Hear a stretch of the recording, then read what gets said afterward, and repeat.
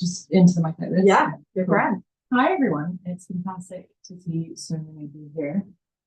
Today we'll be discussing Nick's new book, Against Landlords, which offers a rather salient analysis of the housing crisis and how to solve it. So my name is Ailey. I am the chair of Living in Edinburgh, Living in Scotland's Tenant and Community Union. You should definitely join. If not, I hope by the end of this conversation we would have made the case as to why tenants should become organised. With me here today is Nick. Nick is a barrister based out in London. He's also a writer. And then we are also joined by Neil, who is a researcher, a writer, a long-standing Living Rent member, and an occasional academic. So I will let Nick teach us how to book now. Thanks. Thanks for having me. It's wonderful to be in an honest to God radical bookshop, and it's wonderful to see you all here at an anti-landlord event. Particularly big shout out to all the Living Rent members. We who have the misfortune of living south of the border are looking at you guys with admiration and hope that you're fighting the battles that we're going to be fighting in 5 years' time. And it's really, really wonderful to be here among you. Just the way it's going to work briefly, I'll give you sort of 5 or 10 minutes of an overview of the book. And then Neil, who is eminently more qualified, is going to tell me how and why I'm wrong. And we'll have a bit of a row about it. I didn't set out to write a book called Against Landlords. It was intended to be a much more kind of multifaceted analysis of the housing crisis, looking at things like homelessness policy, right to buy, sell-offs, things of this nature. And I wanted to use the tools of Marxism to think about that. And over time, I kind of reached a kind of irresistible conclusion that everything sits on top of landlordism. Everything is rooted in landlordism. And it became increasingly clear to me that actually you can't disaggregate landlordism from any other symptom or cause of the housing crisis. It's all grounded in the unbelievably profitable system of rent extraction that we have here in Britain. So it ended up kind of going in that direction in a way that I more than anyone else found quite surprising. But the basic argument of the book is that house prices and housing availability, which is generally taken to be the kind of nature of the housing crisis, is founded in rent. And Marx, and before him Adam Smith, both claimed that all land prices are a claim upon rental yields, whether that's actual rental yields if you're buying it as a landlord, or potential rental yields. And the way that works is this: if I own a house and I want to sell it to you, I don't know whether you're a buy-to-let landlord or an owner-occupier, and the market doesn't distinguish between those two categories. So if you're an owner-occupier, you have to compete with the price that the landlord could stump up, and the price that the landlord can stump up is what is my rental yield. So you have to compete with what a landlord could charge in rent, and that's how the two things match together. So it's really, really important that we have a system in which rents not just can rise and not just do rise, but are forced to rise by the kind of circumstances that the government has created. Everything sits on top of that layer. And I think what frustrated me was that a lot of housing crisis analysts tended to look at it from this very, very top-down approach. They said, well, there's massive amounts of kind of fine glittering flats in Chelsea, and that's pushing out the ultra wealthy to make there, and that's pushing out the really very wealthy to somewhere else, and down the ladder it goes. And I think what that overlooks is the kind of rising tide at the bottom of the private rented sector. That's what's pushing up. The fact that you have a crappy former council flat that is being let out as temporary accommodation that exponentially generates a higher rent every year is why you have the conditions in which it makes sense for Russian oligarchs to buy money boxes glittering on River Thames, because those money boxes find their value in the fact that rent constantly rises. So this is a book that, drawing on Marx, tries to look at it from the other end of the telescope. I really wish I could read my own handwriting. So rents really, what Marx argues is that rents, particularly in cities, are what he calls a monopoly price, and that is a rent doesn't find its price through competition. It's not a normal commodity. It's not like you're making Mars bars, so I make loads more Mars bars and we undercut each other.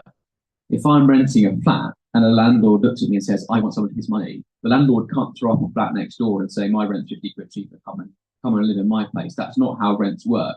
Instead, the way rents work is that landlords between them realise the maximum price that can be obtained without physically killing or otherwise eliminating the class of tenants. If left to their own devices, rents will naturally reach the point at which they just can't go any higher without killing people, rather than landlords undercutting each other and outcompeting each other. And historically, states and governments all over the world, including Britain, have kind of known this. And they have a conception that rents, if left to their own devices, get too high. So states everywhere step in and impose some sort of legal brake on that process. Through things like secure tenancies, through things like rent controls, basically the state intervenes and stops this kind of frenzied month-on-month, year-on-year rent rises through some sort of legal process. And of course, that was the legal framework that governed most of the 20th century in Britain. And our friend and comrade Margaret Thatcher, as we all know, deliberately set out to dismantle that system of breaking rents and preventing them from reaching their monopoly price. She dismantled the entire kind of conception of regulation in the private rented sector with the explicit aim of attracting landlords back into it. It had reached very, very low levels, and she thought, well, if we make it a free money machine, they will come back, and they did. So the book tries to understand and explain the processes by which rents reach their monopoly price. And it opens with an anecdote about one of our members down in South London, Anna, who was living in a privately rented flat on an insecure tenancy during the pandemic. And one of the things that the Westminster government did during the pandemic was it raised housing benefit levels as an emergency measure, because it was worried about people losing their jobs, and it was worried about people getting arrears and kind of tidal wave of evictions that it thought would happen. So it decided to be more generous with the housing benefit. Great, we all think. Of course, what happened was her landlord wrote and said, listen, I hear the state's giving away some more money. I would quite like that money, please. So here's a new contract. It's at exactly the level that the government has just raised the housing benefit by.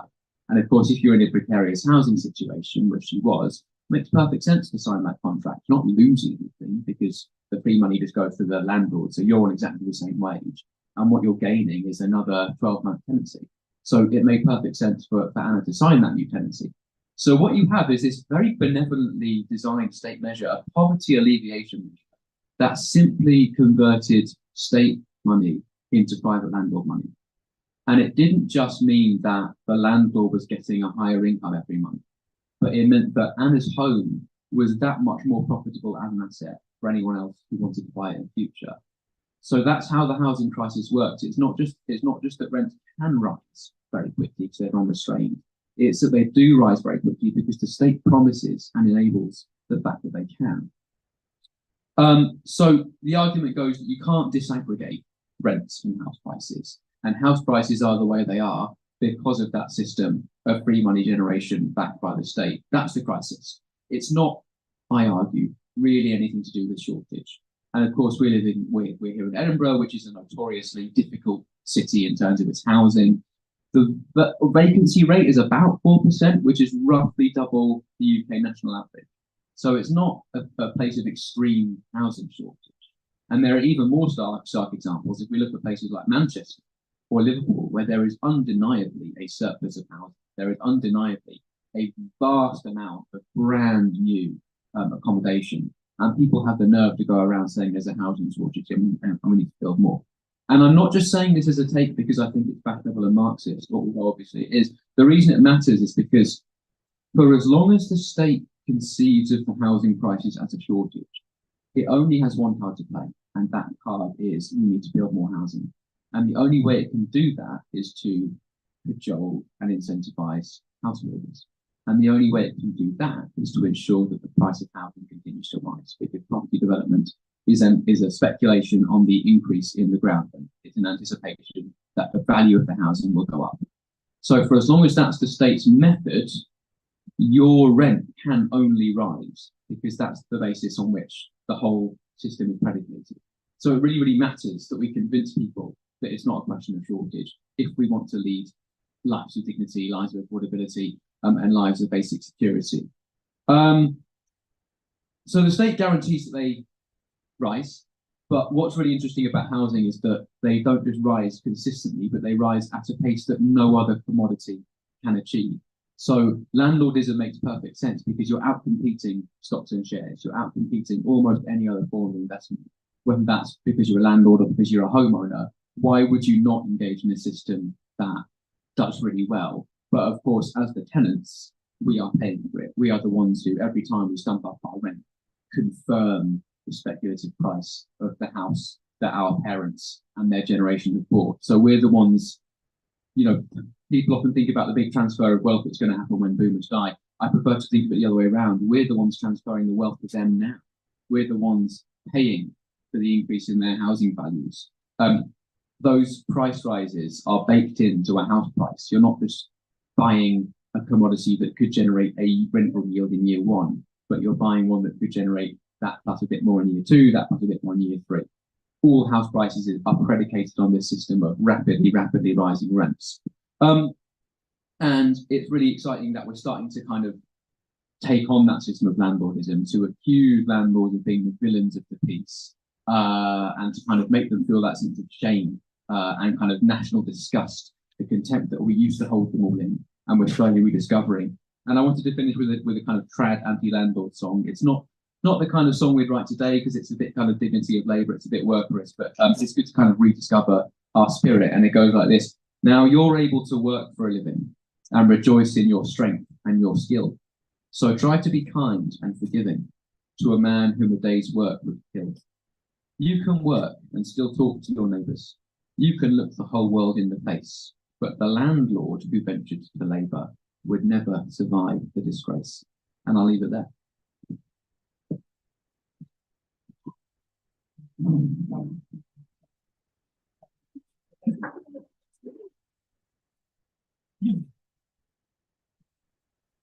So yeah, thanks for that, Nick. So I just finished reading this yesterday, and I think it's a really excellent book. It's a really good contribution, so I really recommend everybody reads it and engages with it. And I think it's got like quite a few provocative statements and statements that could be challenged even there, I think. But I think that's great. I think it's a really important contribution. I think it's doing more than most of the contemporary books on housing are doing. It's trying to reach for something else.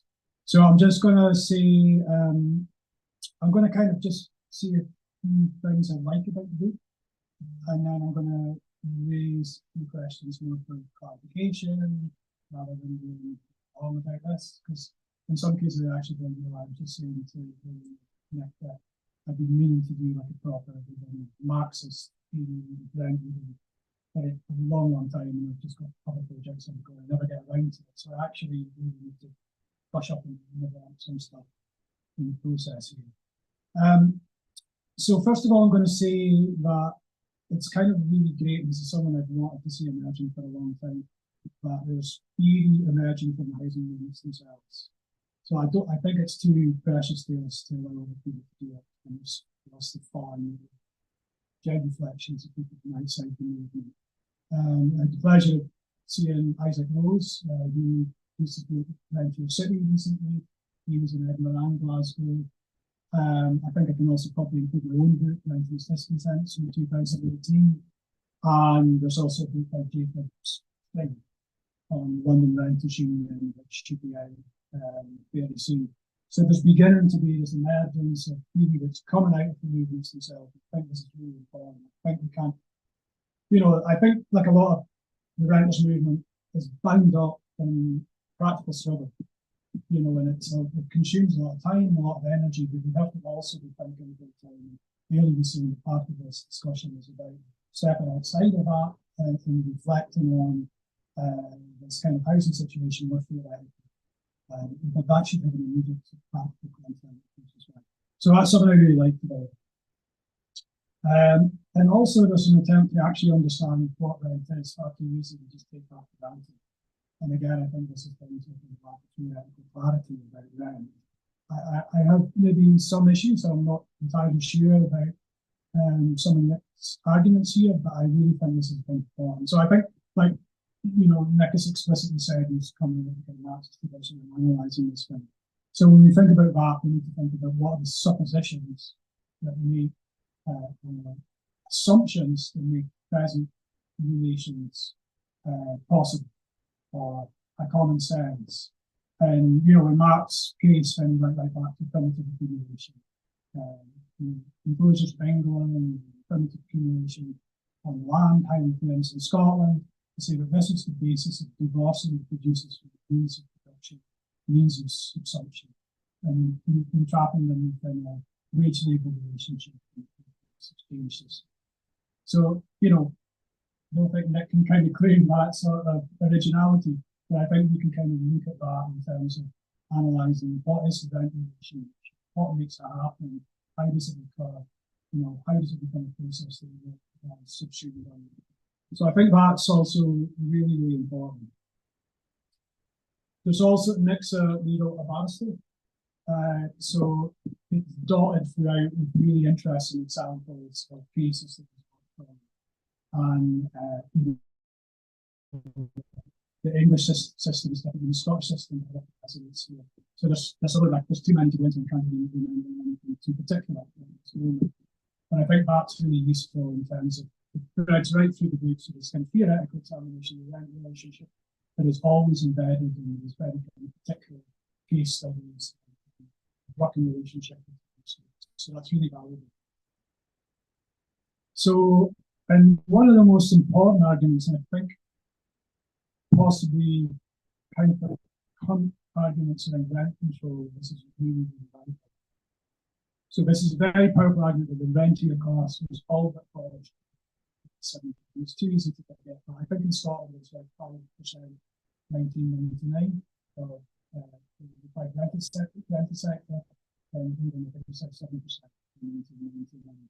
So by 1977, after like decades and decades of really high volume public house building and also home ownership drives, we saw that the housing regime, if we want to call it a regime, and home ownership, public housing, social housing, private rental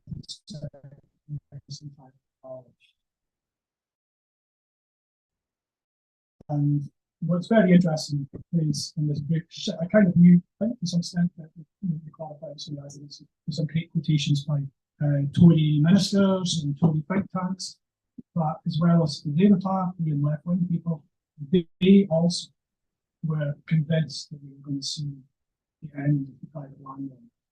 So from this position, I think Nick constructs a really strong case of how the private landlord was resurrected. But I think you can go back even further. So in the 19th century, you had kind of classical economic thinkers like Ricardo, John Stuart Mill, and Marx. And then later in the 1930s, you had Keynes talking about the euthanasia of the rentier. So the rentier class for a long, long time has been seen as parasitic, even by mainstream economists. So I think that's really important to understand. But this kind of, Nick talks a lot about how the rentier class was absolutely hated and despised in the past. And we're seen as this kind of parasitic class.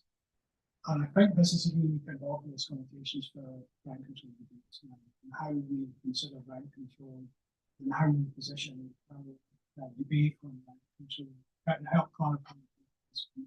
And that is to just say, fuck off. The private rental supply. Not to, because I think there's a tendency in housing movements to react against the argument that private rental supply will come with rent controls. So the historical case studies for that suggest that there may be some loss of private rental supply because of rent controls. So for it's probably much less significant. But the point is, I think sometimes because that's the main argument, I think if there's a single argument that's being made against rent control in Scotland, it's a supply argument.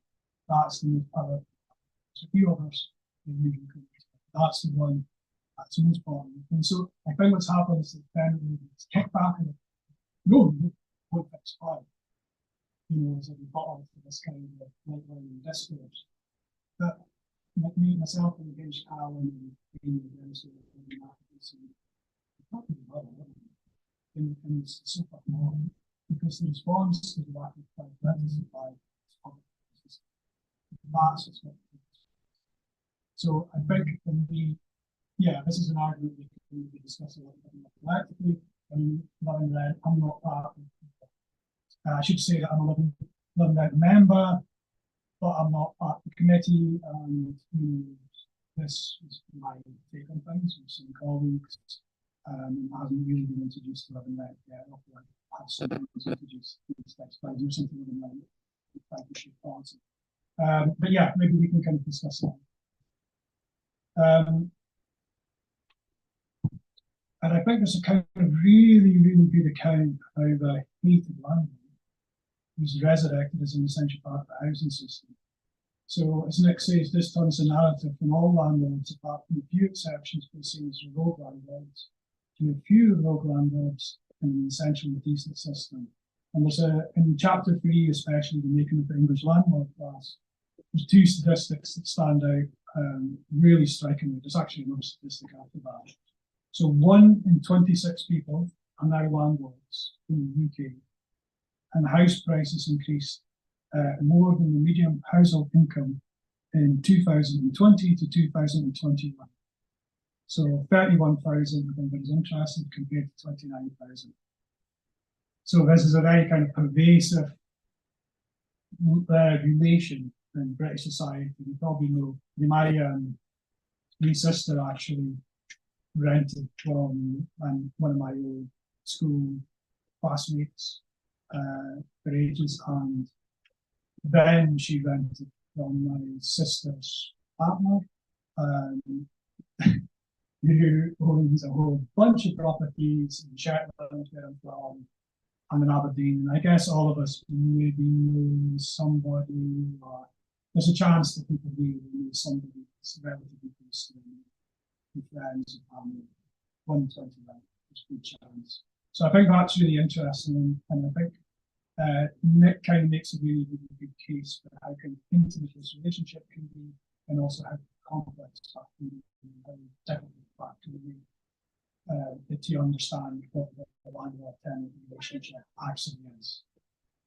So there's a study he cites in the book I find really, really interesting, that the landlord, on average in England, landlord's median income is 24,000, excluding rents. So this kind of speaks again to the kind of generality of the landlord relation in the UK. A high percentage of landlords own one property, properties, compared to, say, like emerging now, especially in Manchester and some parts of London. You have a high percentage of built-to-rent landlords, corporate landlords, in the US context as well, and in other contexts in Europe. So in Germany, for instance, that's a big thing. People who know large-scale expropriations in Germany, 150,000 flats, planned expropriation, public expropriation. That couldn't happen. That just couldn't happen because we don't have that demographic landlord tax in the UK. So yeah, so I think he does a great job of kind of showing how this new renter class is being discussed. Sympathetic. Okay, and finally, this is something again we can talk about. Book centres housing, rentierism, and housing assetization in the national economy, and the kind of implications of that, as not just for housing struggle, but capitalist struggle. So it's kind of, especially within the Marxist tradition, but I think more generally in social sciences, housing is often seen as what I call the secondary contradiction. So the primary contradictions come in the first, second capital, and the secondary contradictions come in the secondary capital, housing land, building land, the first, secondary industry and manufacturing. And I mean, that's something that's very kind of interesting, I think, to understand in terms of it was really only in the early 80s when a lot of artists started to get back against that. And you had people like Ed Soha, the emergence of David Harvey, the 70s, all this kind of housing goes back to ongoing private. advantageous in France. We will recover the revolution in 1970, right to the city in 1968, production of space in 1974, March and Fall in the City in 1970. So we wrote a series of books challenging the suppositions of relative importance, housing urbanization. And I think now it's just impossible to deny how important housing struggles are, given the nature of the foreground of housing assetization, the centrality of that. So I think tenants need to kind of get to grips with that in a sense. And when we think about capital in the way it moves itself in the built environment, because it's become so central, we have to unfortunately think about just being dumped in every space ground. It's like a torrent money, because that's where it has to go to seek to accumulate profits. I mean, there's more to be said about how that shift, capital switching from industrialization to urbanization, is also a form of crisis switching, because any mainstream economists knew, and that's what we put back to Ricardo and John Stuart Mill, that rentism is a completely ugly situation for capitalist growth. It means that money isn't redistributed properly, it means less disposable income for people, it creates all these horrendous contradictions, like the 2007 financial crisis. So there's all these countervailing measures that have prevented continual crisis. Essentially, what we amount to is enormous state funding. Essentially the bank bailout is to get banks giving out mortgages and to maintain property interests. So I think it's really important that we kind of grasp the magnitude of that. Without obviously, of course, I think that we can see it very, it's equally important, because if we get a wage rise, and it's just taken away by wage rise, absolutely. So I think it's important that there's also arguments about this and social reproduction and so on. So I think that's really important. That comes across quite well in the book. Should I raise some questions? Do you? Oh, yeah. No, we don't have the comments. A discourse then. Yeah. So I've got a section called Bumpers. And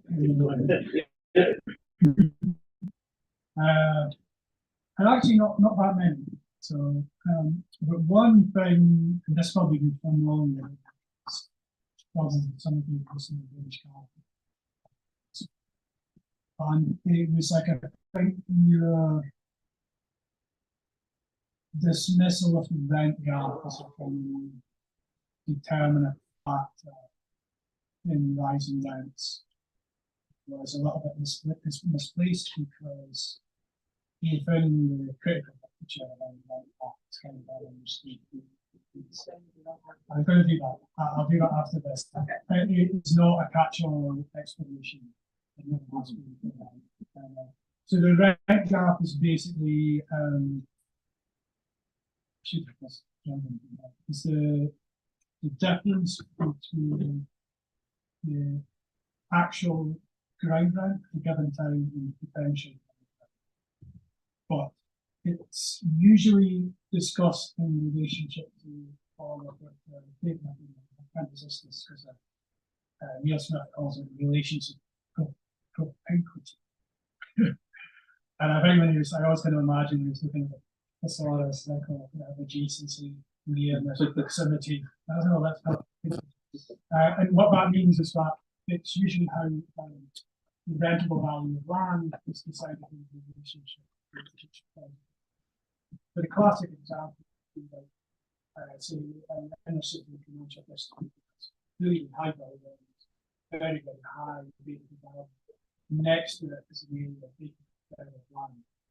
So the rent gap is the gap between what's there as vacancy and dereliction and what it could reach. if it reached as high as the adjacent building.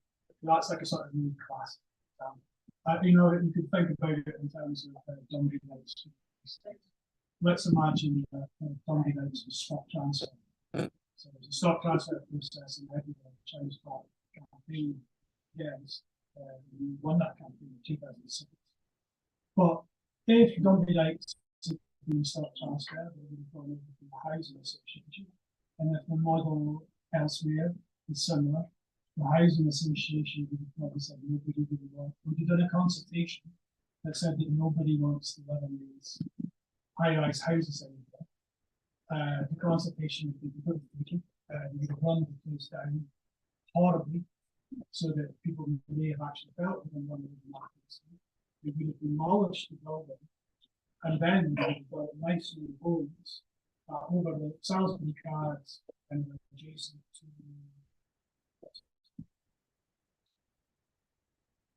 You know, not between here and Canada, under our mile. So that would be how we achieve like a red cap. So, but when Neil Smith was talking about it, it was mainly in relationship to inner city areas after kind of long period of so I think the otherwise the discussion is good, but I would just say it's a little bit overstretched because you know, I think in the literature that it's a kind of comprehensive analysis. I'm not saying it determines everything, you know what I mean? So does that make sense? Yeah, absolutely. And just I mean it's I'm not an academic. And what it's really intimidating because you know the way it works as a lawyer is you think of your arguments and then you send them to your opponent and then they tear them apart and then you say them in court once they've been torn apart and you kind of know in advance what's going to be said about you. And publishing a book, you've got no idea, you know, it's not been torn apart yet, so it's quite daunting. I think I take your point and it's a good point, and I think the way in which I was engaging with rent gaps is the way in which it's dealt with at the more kind of like accessible level in the literature where they are kind of more held out to be this kind of this panacea. And you know, I would just add that like it's really fun not being an academic and having a kind of more mass market book because I fully expected the book to be completely ignored, but people like the Institute for Economic Affairs are feeling the need to respond to it. And I think that's really, really funny because at the end of the day, like I am just a wank with the copy of Das Kapital and they're having to engage in argument and they're losing, and that's really, really good fun. Yeah, it's something I wanted to say to you as well, is that because I wrote before I became an academic, unemployed academic, so but I wrote publicly for a long time, especially for the Daily magazine. Somebody remember Daily magazine? And Mute magazine in London, and you know what writing publicly gives you is this opportunity to kind of be non-specialist, and what academia engenders is specialism, and it becomes like really, really problematic like that. So, and in the sense, I'm always fighting against that. I'm always trying to say more things, and every time I get abuse, it's always like you need to do that, and that's because the reviewers are specialists in one area, and if you mention something like rent cap, they're like, okay, there's the citation of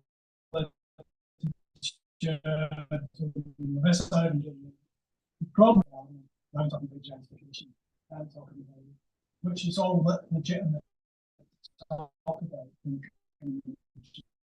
general way. But people are on you because each time. So I do think it's, you know, I think there's inevitably going to be some collisions because of that, but actually I don't think there's very many. Yeah, it wasn't my intention to kind of years ago academic, but I understand that process and how that works. And it allows you to be engaging. I would say, yeah, that the book about engaging, it's actually kind of I found it quite hard to read quickly to take notes on because it's got like lot of detail and shit, so I covered a lot, and it's sort of not necessarily an academic way that all the theory. And then, you know, then comes the sort of empirical data. So I go, okay, this is and that's there. And then like, you know, 20 pages later, you built on, okay, it's actually all right, you know. I think, yeah, so most of the time when I'm writing for judges and landlords lawyers who are both thick and very, very determined to think you're wrong. So you've got to kind of win them along gently by degrees. Okay, so other bugbears. Maybe more significant, but we discussed this briefly before. I think not enough space is devoted to the loss of public social housing as a determinant. Private rental increases. I think this has been really, really substantial. I mean, the rent determination thing, I think also, I want to know more about. As I said, I could really do a kind of brushing up on the Marxist rent theory. I think we probably all could. But yeah, I think we could maybe also go on to that. Wait a minute, I think what I'll do now is I'll just mention one other kind of thing that I think we can discuss, and then maybe we can go on to more substantive points. So I also don't think, what's the title of the book? Abolish Landlords, Against Landlords.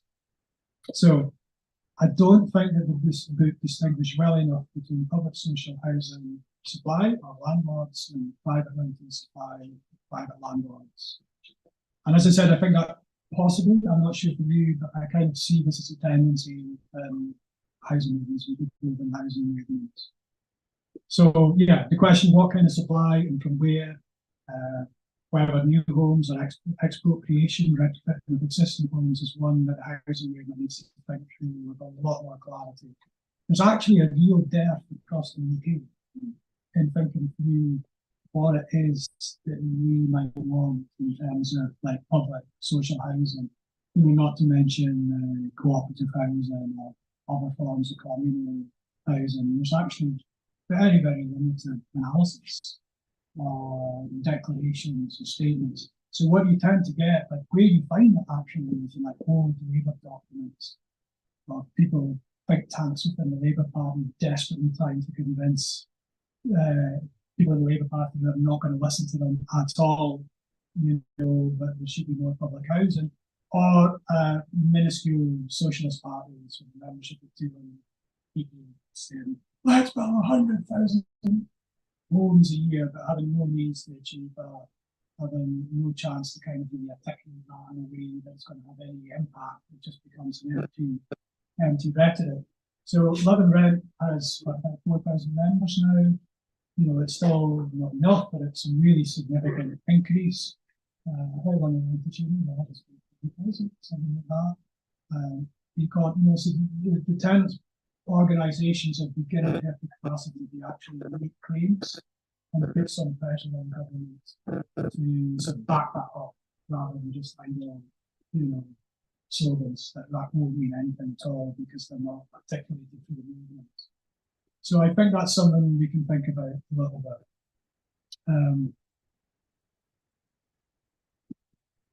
Okay. Yeah, I think just coming back on the social housing thing, you're right, and I think that certainly the title needs to be clearer, and it needs to make clear that this is not an argument against council housing. Far from it, the opposite. On the kind of social housing as a determiner of rent thing, I think partly like you know, I was conscious that a lot of people have made similar arguments already, and I didn't feel the need to add to that. And second, one of the things that really surprised me is that we still have roughly double the EU average of social housing. And I know obviously it's very, very bad that so much of it has been lost, but I feel like it can't be a complete answer for social housing losses because still we do have like unusually high amounts in Britain. But I take your point, certainly. Yeah, well, I think it's like 6 million. So it is very significant and it's disproportionate in Scotland. Yeah, and as well as the losses, there's the kind of complete cessation of new production as well, which is not building anymore. Yeah, so I think that's when we talk about right to buy, for instance, you know, everybody kind of sees this as a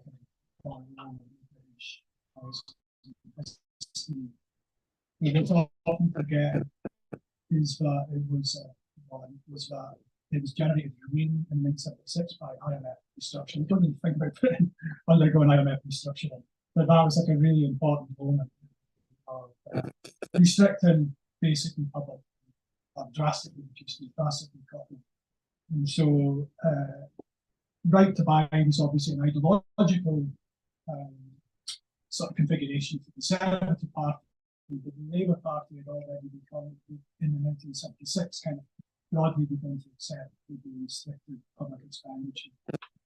And alongside right to buy, which was massive subsidies, which is really, really incredible subsidisation, which again is the state intervention in the disruption of public social housing or by extension of the rental market or home ownership at that time especially.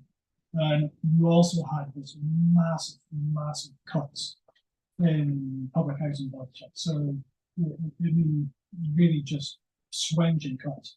So that by, I think more or less between 1990 and 2010, the earning increase was valid. And actually in Scotland since 2010, there's been a slight increase. That's kind of flattened out again already in council house building. So yeah, I think I actually kind of would give it more determinate weight. That what's interesting is your book's really making me think about that. That I don't really have an answer for that. I'd have to do sort of work through this. But I do think, that maybe, I kind of maybe think there's like a little bit too much determination get into that relation. So there's a couple of sort of examples you could maybe choose. Okay. Oh yeah, we could just do that. Yeah, I think just while we're on the IMF, it's really interesting just how badly they ended up shooting themselves in the foot, because obviously they don't like state spending. And what we now have is housing benefit bills. I mean, that single item of state spending is higher than every single government department budget, bar 3. And it's really interesting that that's the situation we're in, because we were talking a minute ago about the right not liking landlords, and I think we've got a really good opportunity for this point of like rupture, that we can go to the Daily Telegraph and say, we hate landlords, you should hate landlords too, because of the state spending, because of the wage bill that housing has to generate. Why don't we kind of get together on this? I think in a way that shows you the difference between conservative ideology and actual fact. Because in a way, it's like a perfectly that kind of state expenditure. So there's a kind of state expenditure we don't like, there's a kind of state expenditure we do, and they're happy to facilitate. But you're right, I think we should,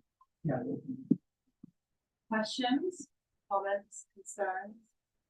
The question. Very. The back. Oh, happy for go first. No. I was just putting Marie on the spot. All right.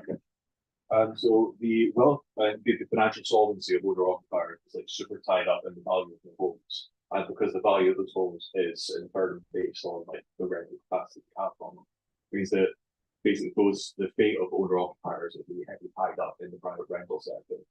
So that might explain a lot of the political inertia against meaningful rentals that bring down the cost of rent. Is there a way that we can navigate around that meaningfully? Like I was trying to come up with things just over the course of this bet. My best guess was some kind of mortgage jubilee, which seems kind of nuts, but I can't think of anything else.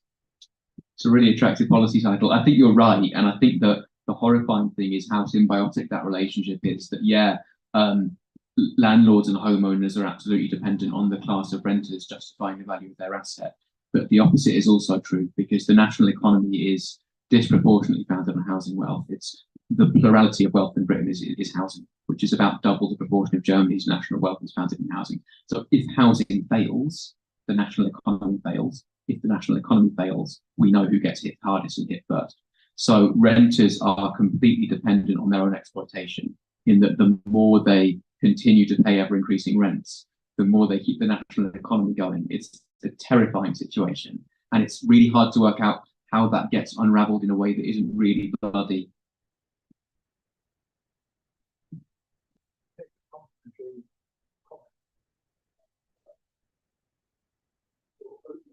Two sentences.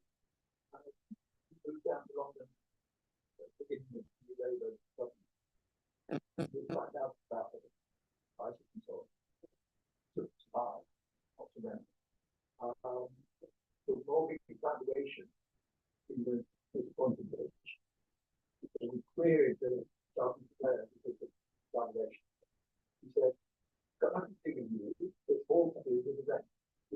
How much? Yeah. Yeah, so for the stream, the point was about how mortgage companies themselves recognise the relationship between rent and even the tax regime. There used to be tax relief for homeowners based on the amount that you were saving by not paying rent. So even at the highest and most capitalist level, it's recognised that home ownership is found, that home value is founded in rent. Mark's right.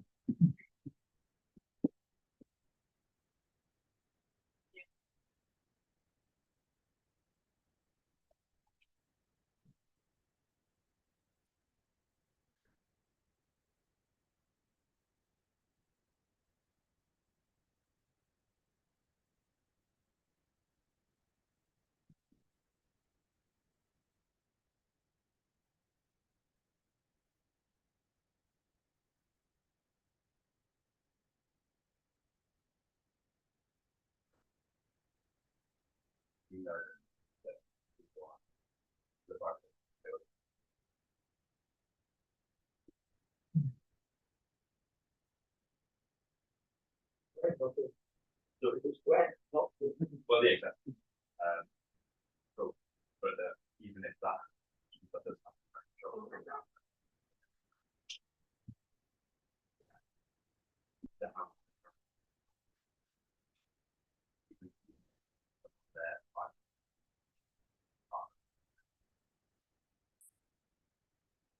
that even choose to sell it to another land.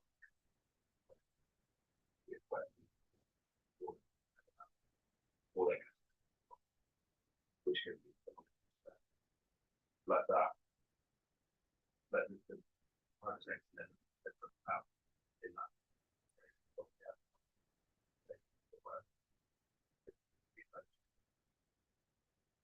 I guess.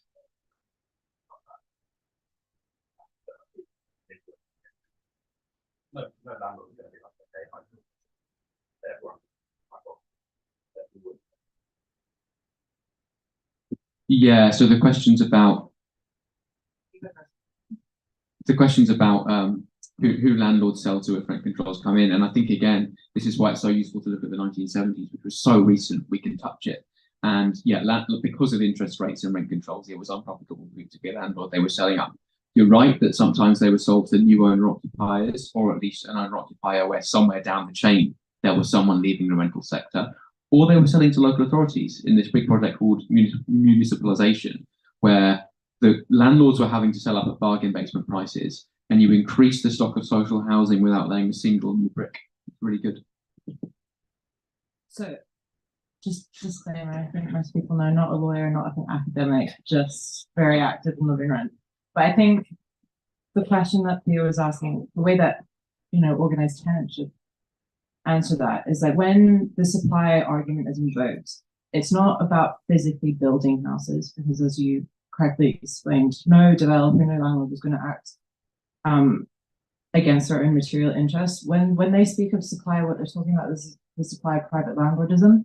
So like they routinely try to like mystify the argument, because then they're not making the case for more social homes being built. They're just saying supply as like a general mark of that. And like we also know that reducing what is happening to housing to like a sterile supply and demand graph just doesn't work, because one, as discussed in the book, like rents are a monopoly price, but two, also supply is increasing. If we look at a city like Edinburgh, we are absolutely plighted with PBSA, and we know that a lot of that PBSA is now sitting empty because the price is just so unaffordable for students. So the responsibility, what I'm trying to get here, the responsibility of us tenants organizing is to demystify that and make the argument. And what we're doing down in Leith with the planning campaign is like, yeah, okay, increase supply, but make sure it's social housing and not luxury. Does that help?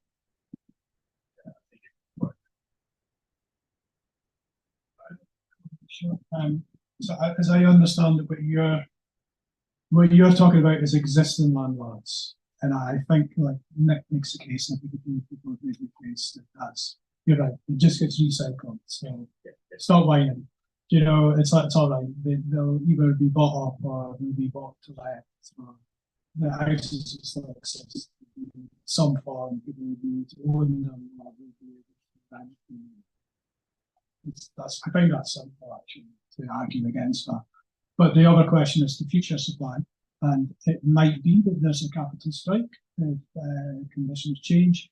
But actually, there's quite a lot of evidence that when rent control's in, what the biggest fear for, like, say, large-scale developers, private rental developers, is not knowing what the situation is going to be. So not knowing the level of percentage increase if it's like second generation rent control. So that's what they want to know. What they don't like is the uncertainty. The issue with that is they would probably then just boost the cost of the housing, right? You know what I mean? They would just adjust accordingly to the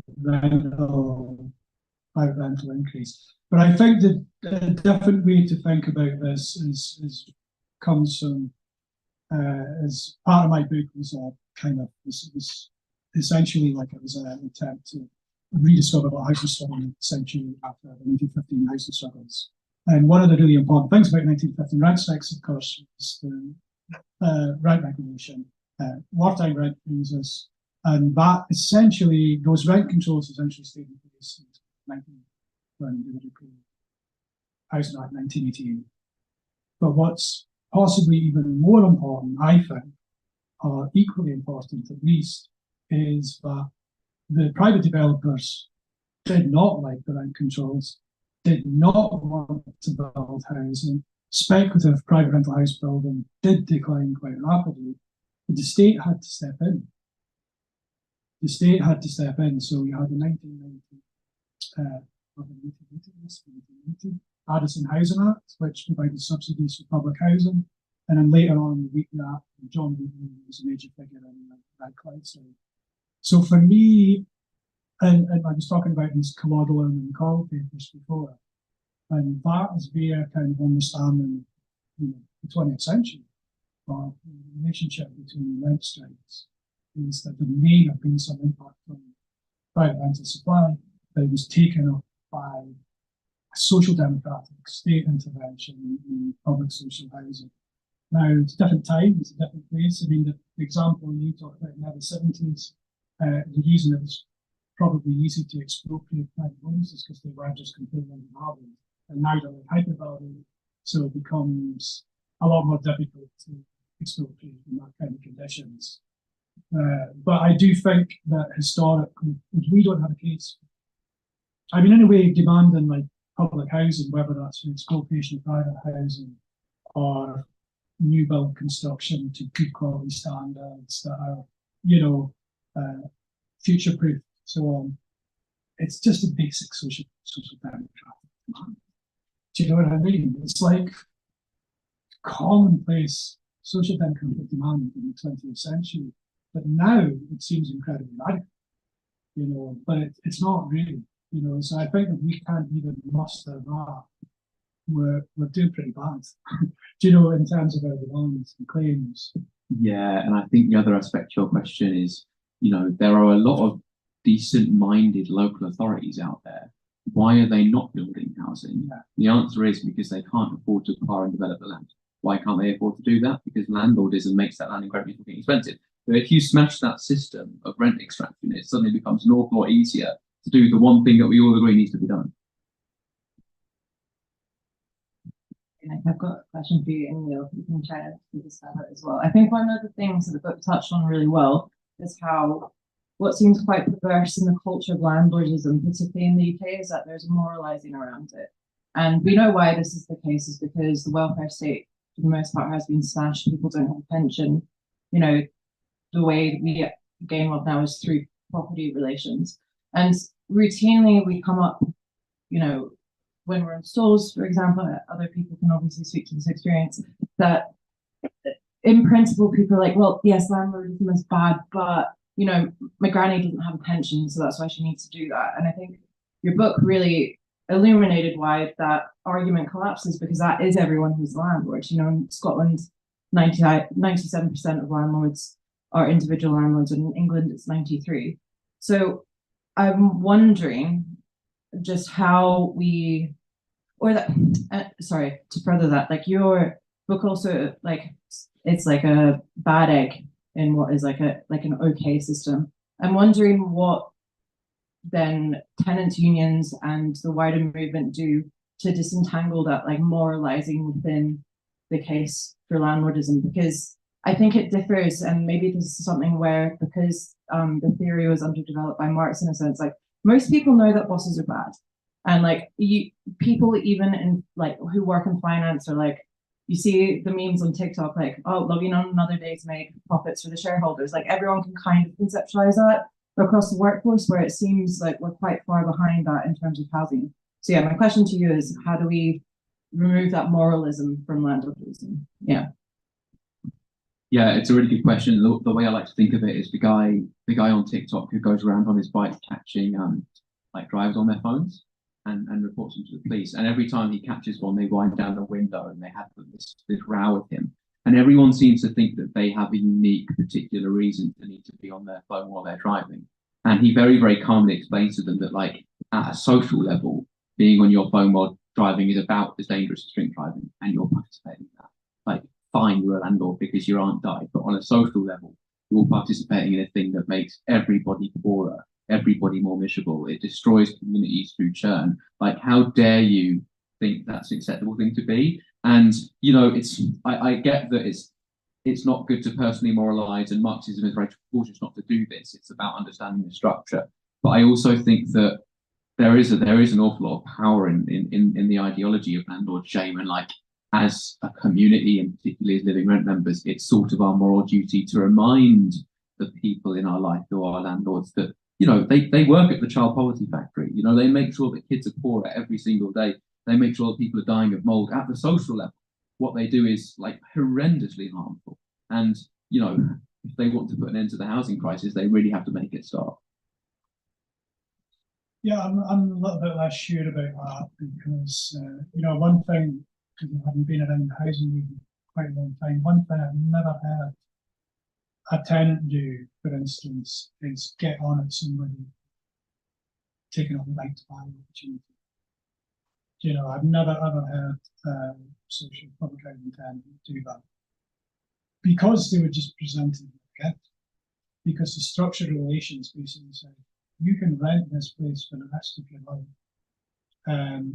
or you can buy it and have it at your own massively subsidized rate, and you'll have an asset.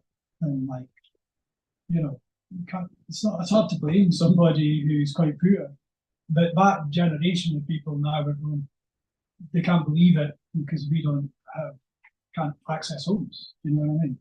That's the generation who have, you know, been completely complicit with. So I think you have to talk about relations, as you were saying. I mean, I have a slight difference of opinion in the way that Living Rent, for instance, approaches housing associations, because the ACOM model tends to be based on casework. And casework is about identifying particular people and institutions to essentially find them. So, not in this. But, you know, that person has responsibility, that chain command.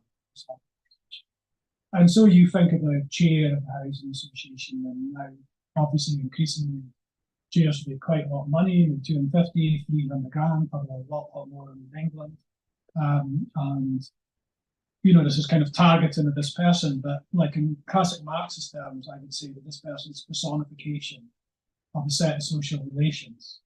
And the chair of the housing association is having to deal with the fact that budgets for housing associations have been drastically reduced so that they can't provide the form of social rental if they wanted to, and I think some housing associations do, and I think there's, you know, there's definitely a follow with, you know what I mean. So there is a question of the agency of people within housing associations in terms of how they push into the more commercial, profit-driven reforms and delivery. But the fact is that the funding has been drastically reduced. So when the funds are reduced, you know, housing associations are already different to local authorities because they only got a certain amount of money to build houses, the rest has become the private market. Hence the reason why we fought against stock transfer, because that then involves, you know, higher revenues from rents, to pay off higher interest rates and loans. So that becomes more and more the case as they have less money.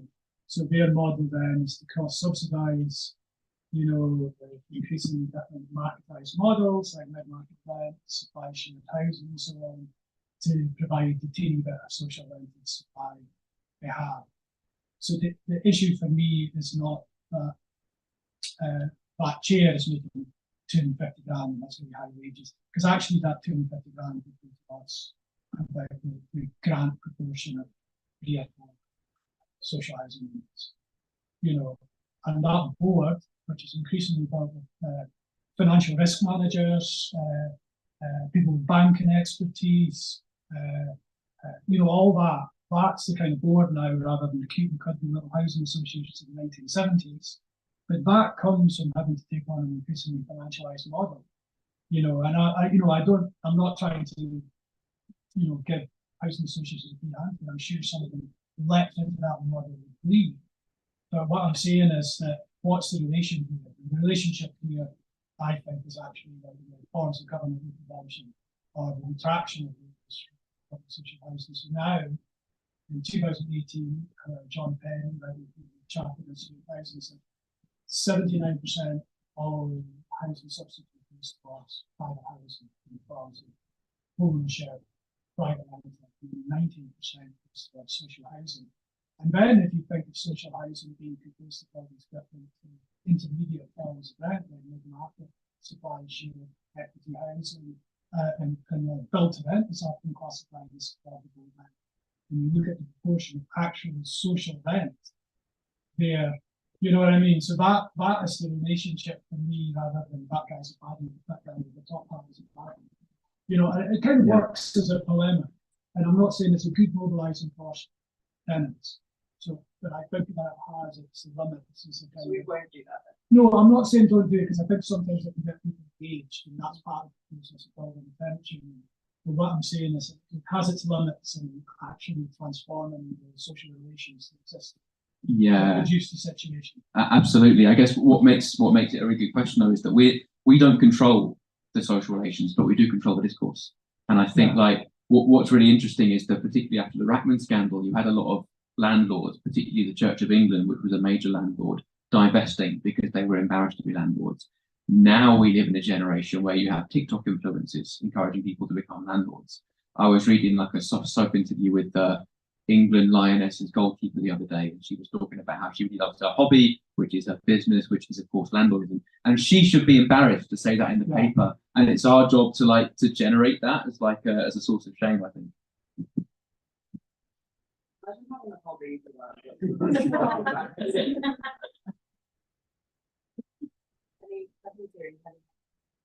Yeah.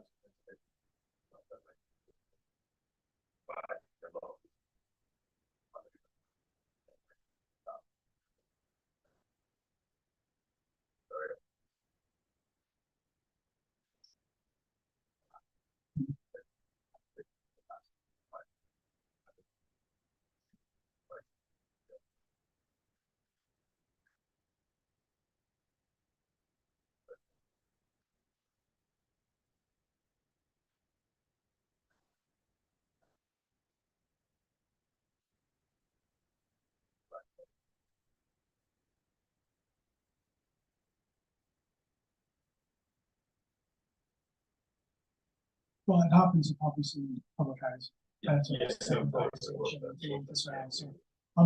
I still think that we have a relationship, a set of relations to deal with that underpins the way that set of discursive relations is framed. And unless, I mean, I suppose it's been like a hobby horse of mine is that there's quite a lot of action across the UK, but actually Love and Rent's done really well. I think rent control, one of the major issues in England that's quite interesting in the book is the short shared tenancies, which Love and Rent and other organisations managed to get rid of. the 2016 housing bill. But as Nick said, it hasn't actually stopped, rent extraction going on. We have rent control, but more cases have been taken court, so there have been things that maybe set us off for beginning to make changes.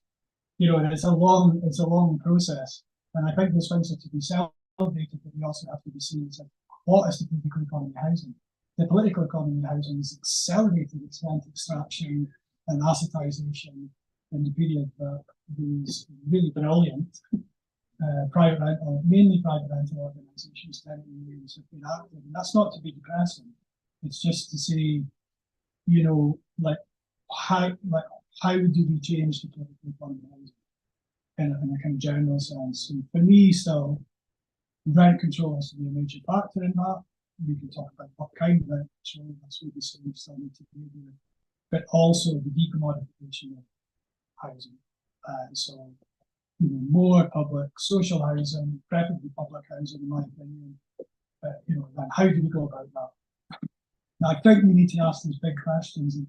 And the tenants movements often, especially that built on the ACON model, are not actually used to asking those questions. It's not the model. The model is to work peaceful and to build a movement around winnable cases. And it's been remarkably effective, in terms of building membership and raising levels of discourse, especially the rent control thing. That's completely off the map in terms of any kind of discourse in the UK since 1988, really. I think more or less. I don't really remember people talking about it. So there's been really good achievements, but then how do you actually shift fundamentally kind of political economy of housing? Historically, public housing has been really important. Yeah, just on that, I think I agree with everything you said, but I think you missed the point of the legal rights of tenants, because so much of the tenant-landlord relationship is embedded in the legal rights, particularly in Scotland, where to remove someone from property is basically unmanageable. Like, we have a land system which is essentially feudal, and Nick spoke of this in the book, that the rent controls deals with more of the economic side of the tenant-landlord relationship in terms of the transfer of wealth. That what we've seen in Scotland in winning the end of no-fault evictions and stuff has emboldened the tenants movement, because we do have that legal precedent to act. And I think I'm pitching this to room as a consideration that and I think we spoke about this earlier, about how the labor movement and the housing movement are almost on the same level of necessity and what we need to be fighting for, but that doesn't give them an equivalency in how we do it or what action needs to be taken. And that, I jokingly call for rent strikes all the time, but that I probably should stop doing that on the basis that as tenants, we can't rent strike. The reason why workers strike is because they won that legal recognition to do so. And I'm just reflecting on, half the decade that I've been involved in living rent, and the way that we've also politicized the law in how we approach these things. So there was a brilliant paper written by someone down in Southampton, I can't remember his name, which is bad, but in terms of how living rent approach the consultation process, which is typically a very dry technocratic thing, and politicize that process to the point now where there was another consultation at the end of last year that every landlord received an email to respond to, but we didn't. And I think that's obviously bad, right? That tenants weren't given the same opportunity, but it showed that we were effective in politicizing what is a very boring technical legal process. So yeah, a roundabout way of saying that we also need to embolden the legal rights of tenants in order to change that political economy, because as Nick, explains in his book, they're so intertwined in that the legal kind of schema almost sets what the political economy is, I think, in housing. Would that be fair? Yeah, I think that's a really good opinion. Yeah. Rory, you had a question. Yeah, no. I just remember before. Yeah, no, I was having quite interesting thoughts and kind of points around, the question comes from how do we win on open discourse arguments, relations arguments, moralized arguments. It's quite interesting. I would maybe disagree slightly on the point that it's maybe easier to moralize against landlords against bosses than against landlords sometimes, because a really pervasive thing that's come out of the last 10, 50 years, this fault of the office. But a really common thing in the last small businesses. And like that's when you see this core moral facet, whereas like politicians never go after the small business there. And then a really bored thing of like identity politics in the last 10 years. Who wants to shop lack of businesses.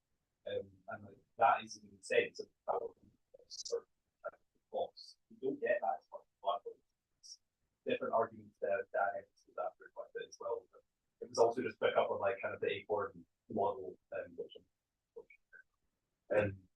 because I think it's like it's not an oversimplification of it, but it's kind of like half the argument because I think the day-to-day groundwork is based a lot on like casework, and as I think you touches on like the core of how we fight against all of this is a power strong organized entity, and that's something that naturally appears to bring people into, and the way you bring people into is always like polarizing over the individual rather than a social relation. Like it's difficult to like polarizing like all landlords roles.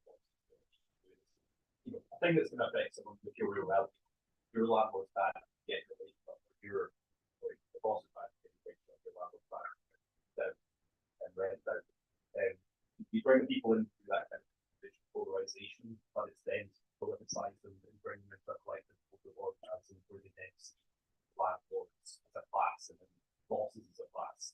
But overall fight, I think casework is maybe how living rent and acorn like brings a lot of people in, but then the other half of it is like we've not achieved very good control. There's the other half of people from the national campaign, bring a lot of other things. So I think it's thinking about all the things we do is like kind of a mass scale of work. I think there's sometimes when we make work that one of the biggest internal contradictions is how we stray away from just becoming service based and become another frankly shelter. Where it is just service work after service, it is service work in any politicization of on a high scale. It's just good and shelter and other how you mentioned make so much money and achieve so little on that mass politicization scale. And then I think if I had a small question, it's very much probably something that's discussed now through the book, but it's very much tying all those things together where we're never not sure like is the answer for the rent controls?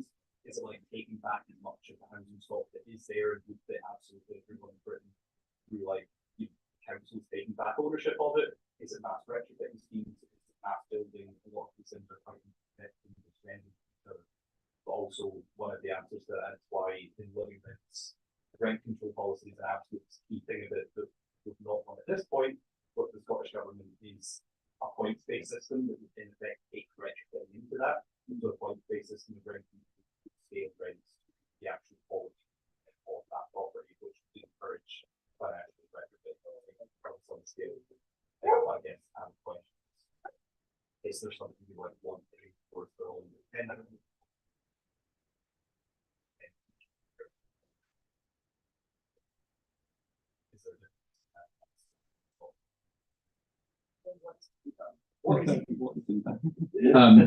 That's a really helpful intervention in all sorts of respects. I think in terms of what we're aiming for, I don't have a final answer, but I think the point is you smash landlordism and then you can rebuild whatever you want. Because if you have a decommodified housing system, if you're then interested in like homes that work with family abolition, if you're then interested in homes that work with ecological concerns, if you're interested in cooperative living, if you're interested in building single family units as tract housing, you can do what you want if you're not fighting a system that is endlessly profitable and that doesn't let you intervene in it at all. So there are others who are much better qualified to think through the things of what comes next, but the argument in the book is just for a return to a system in which landlordism is slowly dying out so that it can be replaced with whatever we want next. I hope I made it clear that I thought the ACON model, did do what you said it did. It had that it has its effects in terms of building membership.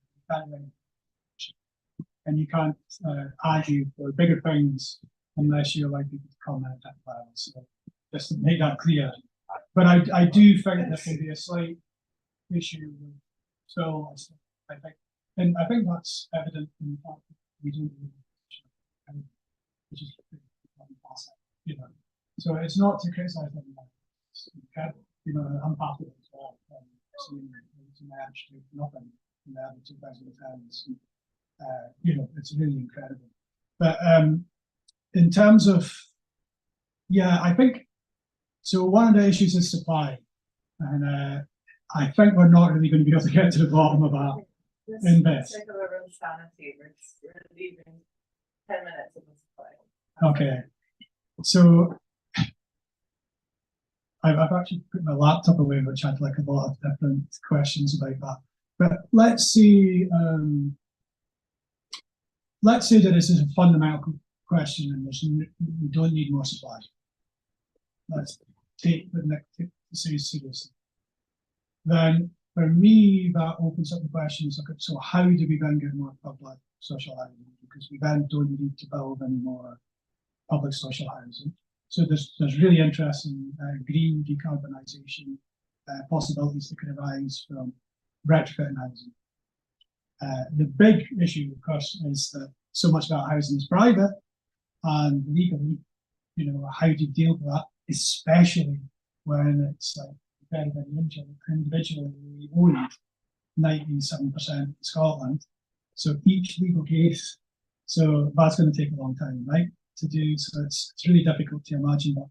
But one of the things I think is really important when we talk about retrofitting is the most unsexy subject on the planet, which I think should actually be on the radar of all tenants organisations in the UK, which is Builders VAT.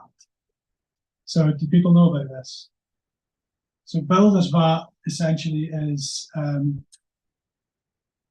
construction companies do not have to pay in VAT when they demolish older buildings and build a new. Construction companies have to pay 20% VAT when they retrofit or refurbish. It's kind of really crazy. So this is a UK Westminster government policy, and it's also in Scotland. So I think in a way it probably needs to be challenged across the UK. But it's a quite interesting kind of people who are against it. It's like the construction industries, architects journal, you know, so there's a lot of heritage and conservation. So there's a lot of very kind of mainstream potential alliances.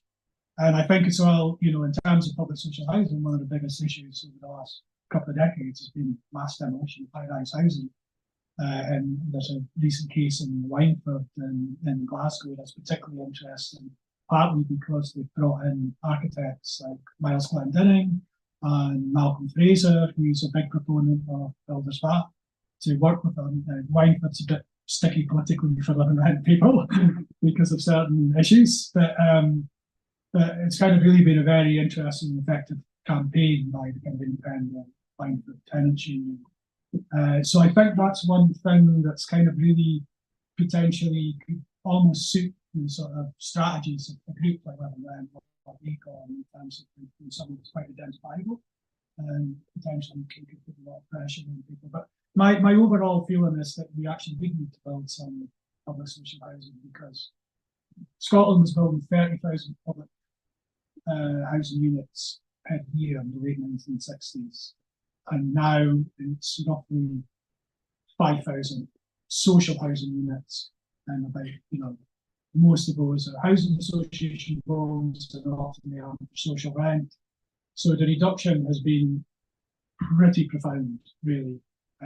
You know, about 90% probably of like local authority housing, if not more. So I actually do think we need to, that land becomes a very central issue. If we wanted to build a lot of council housing now, it would all be in Ayrshire and none in Edinburgh, right? Because land values are really low there, but it wouldn't meet need. And I think this is the kind of question of the supply of empty homes as well. You know, like I think that's something we need to look really closely at within Living Rent. I don't know if anybody's done that. So I think there's about 45,000 empty homes in Scotland, 9,000 in Edinburgh. Where are they? Who owns them? Will they meet? Like, that's actually a lot. That's really interesting. So, but strategically, how much of that is actually going to give to goods and how difficult is it going to be to access and so on. And I think the Empty Homes Partnership is beginning. That's a Scottish Government funded organisation. So those are some things that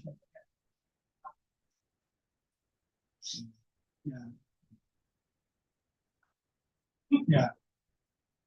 But expropriation does happen for empty homes. Like Govan Hill, for instance, is expropriated quite a lot of empty homes. So there are different, there's a pressure then from the tenants organisations to say these homes are empty, but we have a massive affordable housing needs, so they should be expropriated for the purpose of social rented housing.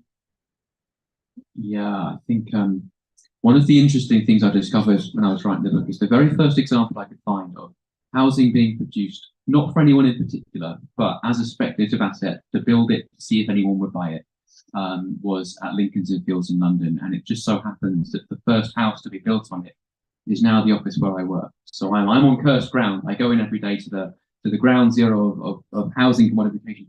But the point is, it's still there. It's still being used as a building. It's not a normal commodity. It's not a Mars bar. It doesn't get produced and used up. It can last for hundreds and hundreds of years. And a lot of the council homes that I'm defending or trying to get repaired are nice Victorian terraces in North London that were bought by local authorities when landlords were desperate in the 70s. So I guess the point is that, yeah, of course we need supply to keep pace with population. We can achieve that in various ways, and building new homes could be the last of them. We could turn Buckingham Palace into a massive social housing block and stick the king on the waiting list. I mean, that's a much better idea than redeveloping a massive area of London council housing. So obviously we do need more homes. And I think the arguments against me have been very, very, very overstated because people like to mock them. But ultimately, we know that we can do things through regulation because it's worked in the past. Why would we not do the thing that we've already tried and tested? Why would we do the thing that we know burns the planet? I guess is my kind of starting point.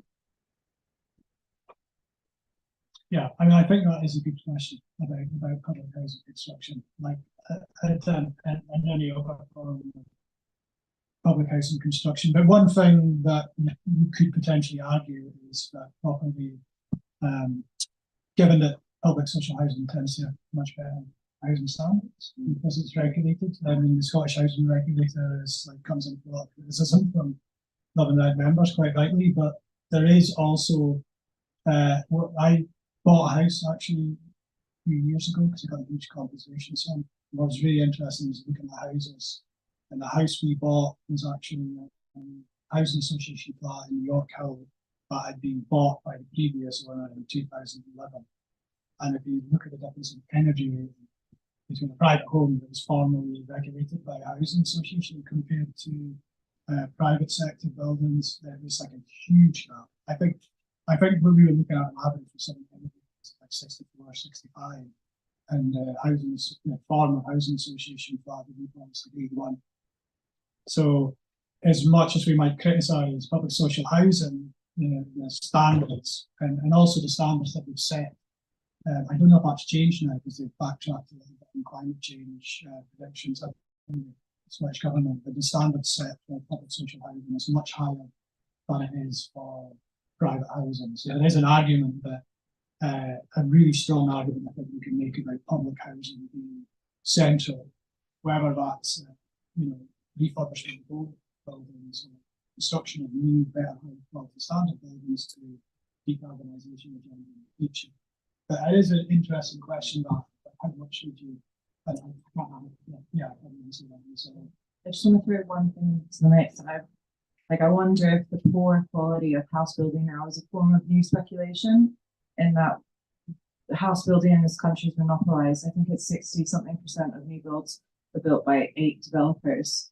Compare that to 1960 with the numbers, and essentially post 2008, the profits of which developers gain from building a new build double. But we also know that these buildings don't last. So obviously having those buildings on land would therefore increase the land value. If the developers know that the buildings don't last, they can regenerate that profit in a much quicker time frame than say the 200 years of which a tenement may or not last, as opposed to the 40 or 50 years of a new build. But yeah, that's just me conspiracy. one question. Yeah, it's from it's George who's watching online. Okay. If you had a slot for that, or Yeah, we'll take that and then maybe make it the last question and then we'll wrap up. so George would like to know what's the ethical and moral course of action for anyone who already owns their own home, the one they live in, not one that they rent out. So what can homeowners do? Yeah, I don't have any problem with homeowners. I think like if anyone is capable of not being a tenant anymore, why on earth would you not do that? And I don't think they're generating a particularly large amount of harm. You know, it's nice if your home is appreciating in value, but you don't really need it. So I think if you are a homeowner, what you should be doing is working towards a system of decommodification, working with the tenants movement to say, look, I'm not using this to get rich in my old age. It's got its price. That price is fine with me. I'm really, really happy to work towards a system of decommodification. But yeah, I don't think there's anything inherently unethical about being a homeowner by any stretch of the imagination. I think I differ on that. I think home ownership is a form of perverted social relations based on private property. And yeah, I'd like to see the end of home ownership too. I have no immediate advice for George right now. I don't know how he would deal with that. So if you're a renter, you can sign petitions about your renting conditions. What can a homeowner do to support the causes if they're no longer a renter or a tenant? Homeowners are welcome in living rent. Yeah, but also I think this. So I'm going to pitch living rent now. But like living rent doesn't just campaign around specifically private rented sector issues. You know, we campaign on things like more council housing to be built, about services in our local community, because like the tenant is situated within the community and they're like everyone feels everyone suffers at the hands of austerity. You know, like we've all been witness to cuts in local government. So like there's areas in which like the interests of the homeowner are that of the tenant, whether they be private or social. So yeah, just join the tenants union is what I have to say. And I'll just have one more point if I may, that I think homeowners can play quite a useful propaganda role, because homeowners, their homes aren't often covered in black mold. And they are living in precisely the same buildings as private renters, same blocks next door to each other. And I think you have to make the case that there's nothing inherently wrong with a building that makes people live in squalor. It's landlordism that causes death and illness and poverty. Like we can have two identical buildings, and one is a site of wealth generation and security and prosperity. One is a site of exploitation, extraction, and death. And we need to eliminate one form and not the other.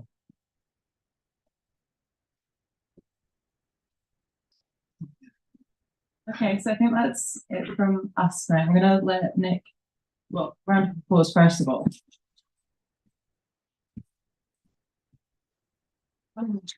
Just to make the point that living rent has one rent control, and this was only won by us being organised.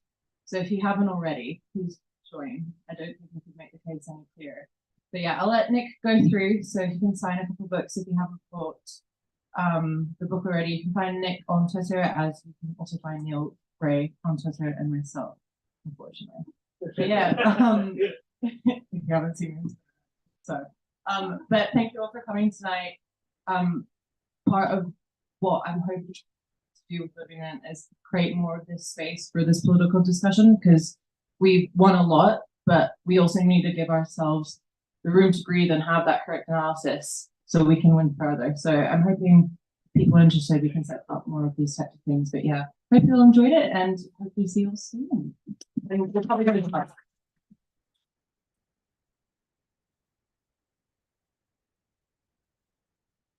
Oh, actually, just when you get up, clap your chairs. Up the gas.